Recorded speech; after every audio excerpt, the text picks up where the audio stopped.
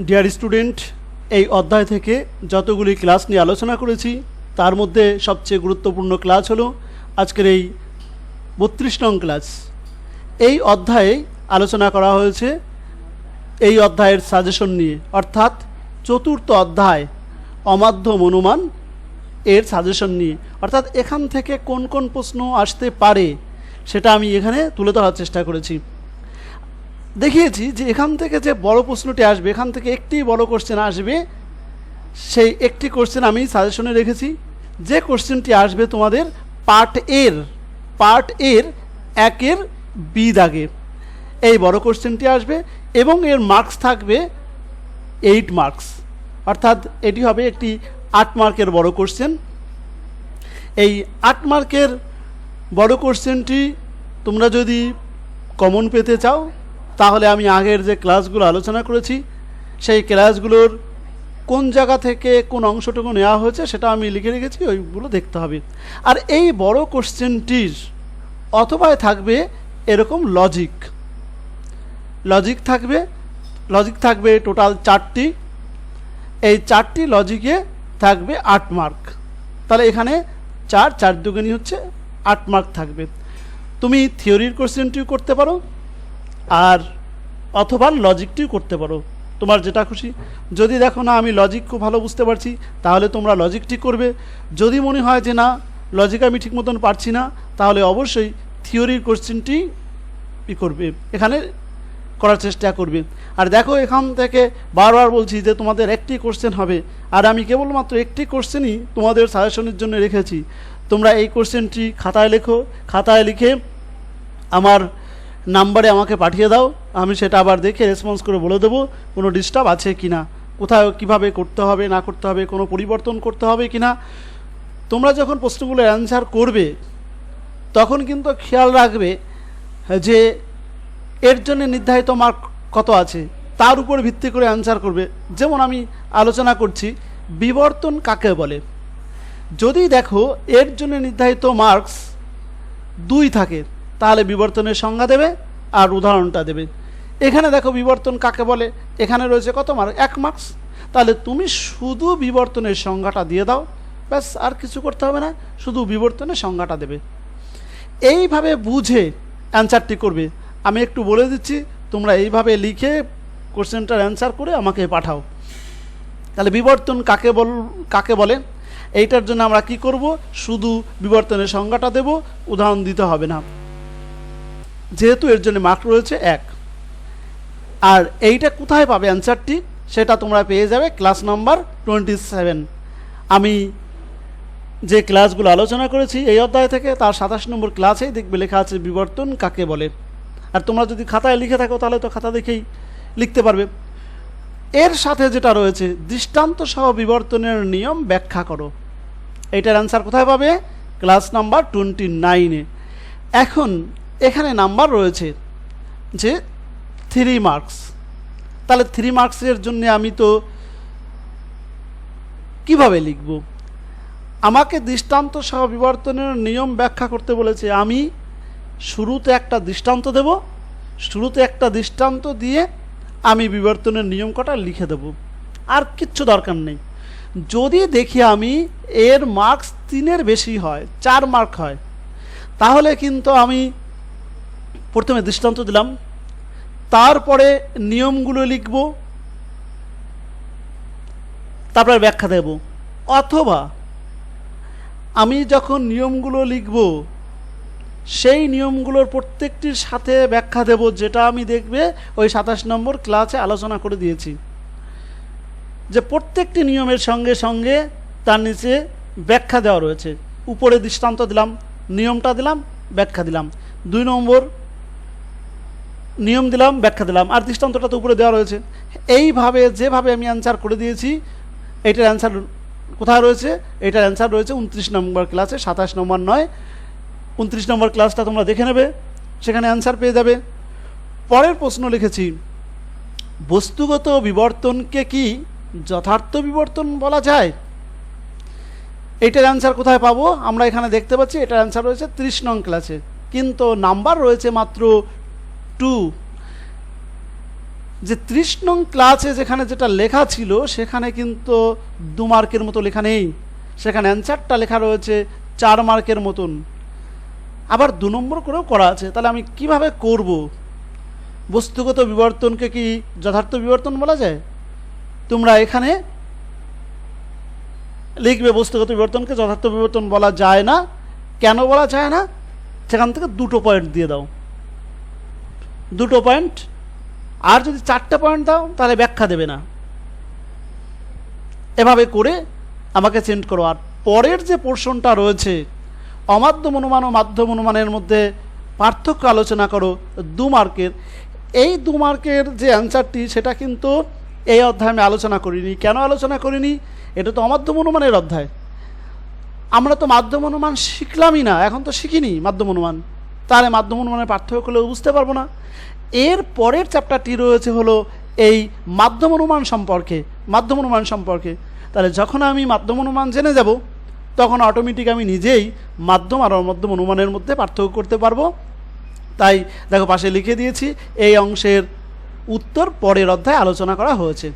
তাহলে পরের অধ্যায়টি যখন আমরা শিখব, যখন অমাধ্যম অনুমান মাধ্যম শিখে যাব আর অমাধ্যম অনুমান আমরা শিখে গেছি, আমরা অ্যান্সারটি নিজেরাই করতে পারবো। তাহলে আমরা আলোচনা করলাম বড় কোশ্চেনটি নিয়ে। আর যারা লজিকটা বুঝতে পারবো তারা কিন্তু লজিকটাই করব, কেননা লজিকে কোনো নাম্বার কাটার কোনো জায়গা থাকে না, একদম হলে পুরো মার্কস পাবে যদি তুমি লজিকটা করতে পারো। কি লিখেছি? নিচের বাক্যগুলিকে তর্কবিদ্যা সম্মত আকারে পরিণত করে বিবর্তের আবর্ত দাও।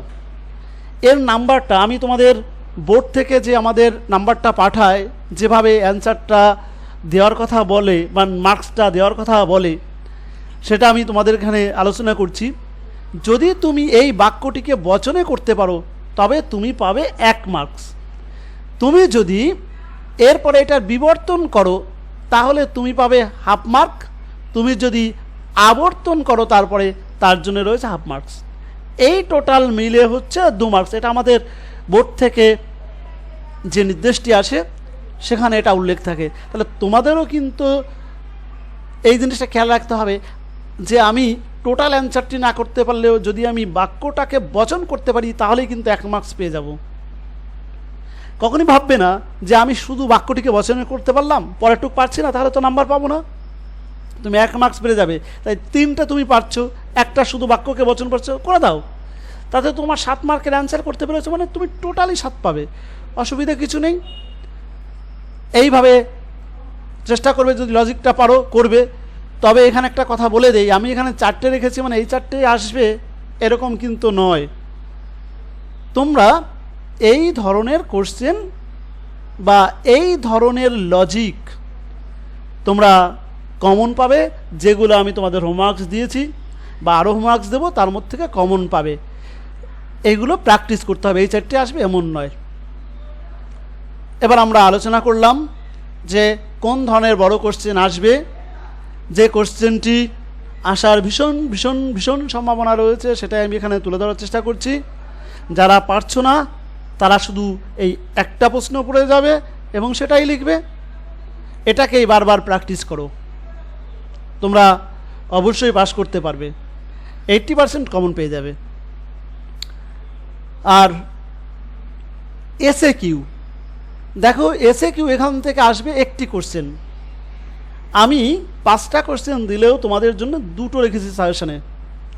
তোমরা পারলে 5টাই পড়বে, এই 5টার অ্যান্সার করে আমাকে পাঠাবে। আর যদি না পারো তাহলে এখান থেকে আসবে 2টো, আমি তোমাদের জন্য সাজেশনে রেখেছি। এর মধ্যে এই 2 নম্বর, এই 2 নম্বরটা খুব ভালো করে পড়বে, এই 2 নম্বরটা আর 3 নম্বর, এই 2টো তোমরা একটু ভালো করে পড়বে, এই 2টো 2 আর 3 না পারলে, আর পারলে সব কটাই পড়বে। দেখবে এসে কিউ কোশ্চেনগুলোতেও প্রত্যেকটা কোশ্চেনের পাশে লিখে দিয়েছি কোন ক্লাসে কত নম্বর ক্লাসে তোমরা এর অ্যান্সারটি খুঁজে পাবে, অমাধ্যম অনুমানের অ্যান্সার খুঁজে পাবে 22 নং ক্লাসে, আর পরেরটার অ্যান্সার খুঁজে পাবে 23 নং ক্লাসে। তোমাদের পরীক্ষায় কিন্তু এইভাবে অথবা দিয়েই আসবে কোশ্চেন এখান থেকে। পরের আবর্তনের গুণ সংক্রান্ত নিয়মটি এটা পাবে 23 নং ক্লাসে। সীমিত আবর্তন ক্লাস নাম্বার 25-এ পাবে।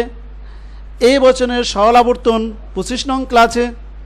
তারপরে বিবর্তনকে অমাধ্যম অনুমান বলা হয় কেন, এটার অ্যান্সার রয়েছে ক্লাস নাম্বার 23-এ। তারপর ও বচনের আবর্তন সম্ভব নয় কেন, এইটার অ্যান্সার রয়েছে 25 নং ক্লাসে। বস্তুগত বিবর্তন কাকে বলে, এর প্রবক্তাকে, এটা রয়েছে 30 নং ক্লাসে। এর প্রবক্তা হলো যুক্তিবিজ্ঞানী বেইন। এবার একটা কোশ্চেনের অ্যান্সার কিন্তু তোমাদের কাছে নেই, সেটা আমি এখানে আলোচনা করেছি।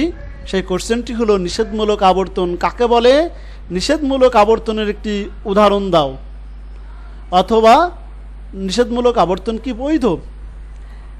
এই কোশ্চেনটি থেকে এই কোশ্চেনটি তোমাদের আসবে না পরীক্ষাতে। নিষেধমূলক আবর্তনের একটি উদাহরণ দাও, এটা কিন্তু আসবে না। তবু আমি সাজেশনে রেখেছি এই কারণের জন্য, তুমি যদি এই উদাহরণটা জানো তাহলে কিন্তু এই নিষেধমূলক আবর্তন কাকে বলে এই কোশ্চেনটা আসলেই পারবে করতে। আবার নিষেধমূলক আবর্তন কি বৈধ এটাও যদি পরীক্ষায় আসে তাও কিন্তু তুমি অ্যান্সার করতে পারবে। এই কারণের জন্যেই আমি উদাহরণটা এখানে রাখার চেষ্টা করেছি। উদাহরণটা একটু ভালো করে দেখি আমরা, নিষেধমূলক আবর্তনের উদাহরণটা কি আছে। দেখো এখানে লেখা রয়েছে কোনো মানুষ নয় শিক্ষক, এইটা আমাদের মূল বচন। তাহলে আমরা তো জানি উভয়চনের আবর্তন সম্ভব নয়, কিন্তু উভয়চনের আবর্তন সম্ভব একটা বিশেষ পদ্ধতিতে। সেটা করতে গেলে কী করতে হবে, তোমাকে এই উভয়চনটিকে প্রথমে এটাকে কনভার্ট করে দিতে হবে বিবর্তনে। এখানে দেখো আমি বিবর্তন করেছি, উভয়চনে বিবর্তন করলে আইবচন হয়, তাই লিখলাম কোনো মানুষ হয় অশিক্ষক। আমরা জানি বিবর্তনের সময় উদ্দেশ্যই থাকে, আর বিধেয় পদের সঙ্গে অযুক্ত হয়, আর গুণ পরিবর্তন হয়ে যায়। বিবর্তন করেছি, এবার এই বিবর্তন করার পর যেটাকে পেলাম আমরা এইটাকে আবর্তন করে দেব। তাহলে এটাকে যদি আবর্তন করি, কোনো মানুষ কোনো অশিক্ষক হয় মানুষ। এই বিশেষ পদ্ধতি অবলম্বন করেই নিষেধমূলক আবর্তন করা যায়। তাহলে কিভাবে করলাম, যে বচনটি আমার দেওয়া থাকবে সেইটাকে আমি প্রথমে করব হলো বিবর্তন করার পর সেই বিবর্তিত বচনটির আবর্তন করে দেব, তাহলে আমার নিষেধমূলক আবর্তন তৈরি হবে। আর যদি দেখো এখানে এরকম দেওয়া থাকে, এরকম বচন করে দেওয়া নেই, তাহলে তোমরা এলেফ দিয়ে বচন করে নেবে। যেমন যদি এটা এরকম থাকতো যে কিছু মানুষ নয় শিক্ষক, তাহলে এলেফ দিয়ে প্রথমে এটা করে নেবে, এলেফ কোনো মানুষ নয় শিক্ষক। তারপরে এটার বিবর্তন করবে, বিবর্তন করে সেই বিবর্তনটার আবর্তন করবে, ব্যাস কমপ্লিট হবে। এবার আমরা দেখি এখান থেকে নিষেধমূলক আবর্তনের সংজ্ঞা কিভাবে তৈরি করা যায়। আমরা কি হয়েছে আমরা একবার একটু দেখে নিই। দেখো এখানে যে নয় চিহ্নটা ছিল, আমরা সেটাকে হয় চিহ্নে কনভার্ট করেছি। আর হয় চিহ্ন কনভার্ট করার জন্য এই যে নয়টাকে, এই নিষেধমূলক চিহ্নটাকে আমরা বিধের সঙ্গে অযোগ করে আমরা এটাকে সদার্থক বচনে পরিণত করেছি, করে সেটার আমরা আবর্তন করেছি। তাহলে কি লিখবো এখানে, যে আবর্তন প্রক্রিয়ায়, কি বললাম, যে আবর্তন প্রক্রিয়ায় নিষেধমূলক চিহ্নটিকে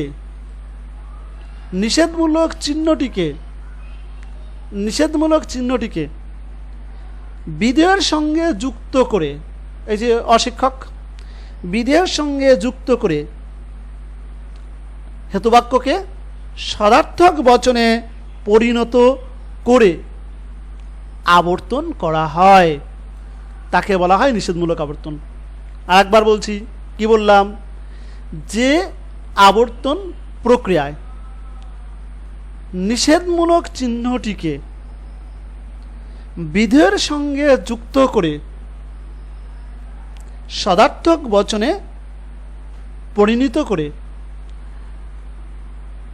আবর্তন করা হয় তাকেই বলা হয় নিষেধমূলক আবর্তন। তাহলে আমরা জানলাম নিষেধমূলক আবর্তনটা কি। এবার আমরা দেখব যে এই নিষেধমূলক আবর্তনটা কি বৈধ। এক কথায় লিখবে নিষেধমূলক আবর্তন বৈধ নয়। কেন না, আবর্তনের যে নিয়মগুলো তার মধ্যে প্রথম, দ্বিতীয়, তৃতীয় নিয়ম এক্ষেত্রে অনুসরণ করে না, অর্থাৎ লঙ্ঘন করে। ব্যাস এটুক। এবার এই কোশ্চেনটি এর আগে 2 মার্কে এসেছিল কোনো একটি সালে। তাহলে সেক্ষেত্রে আমরা কি করব, আমরা এক্ষেত্রে লিখে দেব যে নিষেধমূলক আবর্তন বৈধ নয়। কেননা নিষেধমূলক আবর্তন করলে আবর্তনের প্রথম, দ্বিতীয়, তৃতীয় নিয়ম অনুসরণ করলেও তৃতীয় নিয়ম লঙ্ঘন করে, তাই অবচেনা আবর্তন বৈধ নয়। এবার আমরা একটু ব্যাখ্যা করে দেব যে এক্ষেত্রে আশ্রয় বাক্যের উদ্দেশ্য, আশ্রয় বাক্যের যেটা উদ্দেশ্য, আমাদের মূল বচন কি ছিল, মানুষ। দেখো আশ্রয় বাক্যের উদ্দেশ্য সিদ্ধান্তের কি উদ্দেশ্য হয়েছে? হয়নি। তাহলে আবর্তনের প্রথম নিয়মে কি বলা আছে? আশ্রয় বাক্যের উদ্দেশ্য সিদ্ধান্তের উদ্দেশ্য হবে, কিন্তু এখানে আশ্রয় বাক্যের উদ্দেশ্য সিদ্ধান্তের উদ্দেশ্য হয়নি। দ্বিতীয় নিয়মে বলা আছে, ভুল হলো একটু, আশ্রয় বাক্যের উদ্দেশ্য সিদ্ধান্তের বিধেয় হয়, এটা প্রথম নিয়মে বলা ছিল, কিন্তু এক্ষেত্রে তা হয়নি। দ্বিতীয় নিয়মে বলা ছিল আশ্রয় বাক্য বা হেতুবাক্যের যেটা বিধেয় সেটা সিদ্ধান্তের উদ্দেশ্য হবে। নিশ্চয়ই এখানে 2 নম্বর নিয়ম অনুসরণ হয়নি। তৃতীয় নিয়মে বলা ছিল যে গুণ একই থাকবে, কিন্তু এখানে দেখো 9 আর এখানে হয়েছে হয়, গুণও মেলেনি। তাই প্রথম, দ্বিতীয়, তৃতীয় নিয়ম লঙ্ঘন করে বলে ও বচনের নিষেধমূলক আবর্তন বৈধ নয়। আমরা জানলাম আজকের গুরুত্বপূর্ণ প্রশ্ন নিয়ে। তোমরা এটা আমাকে 2 দিনে হোমওয়ার্ক করে পাঠাবে। প্রথম দিনে তোমরা আমাকে পাঠাও শুধু এই বড় প্রশ্নটার অ্যান্সার করে, আজকে আমাকে এটাকে এই বড় প্রশ্নের অ্যান্সারটি করে পাঠাও।